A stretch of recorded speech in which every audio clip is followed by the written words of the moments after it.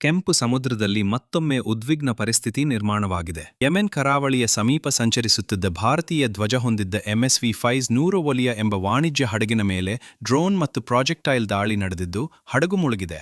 ಮುಖ್ಯ ಸುದ್ದಿ: ಭಾರತದ ವಿದೇಶಾಂಗ ಸಚಿವಾಲಯದ ಮಾಹಿತಿ ಪ್ರಕಾರ ಹಡಗಿನಲ್ಲಿ ಒಟ್ಟು 14 ಸಿಬ್ಬಂದಿ ಇದ್ದರು. ಅವರಲ್ಲಿ 13 ಮಂದಿ ಭಾರತೀಯರು ಆಗಿದ್ದು, ಅದೃಷ್ಟವಶಾತ್ ಎಲ್ಲರನ್ನೂ ಸುರಕ್ಷಿತವಾಗಿ ರಕ್ಷಿಸಲಾಗಿದೆ.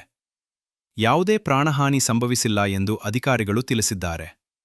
ಈ ದಾಳಿಯ ಹೊಣೆಯನ್ನು ಯೆಮೆನ್ನ ಹೌತಿ ಬಂಡುಕೋರರು ಹೊತ್ತುಕೊಂಡಿದ್ದಾರೆ ಎಂದು ವರದಿಗಳು ತಿಳಿಸಿವೆ.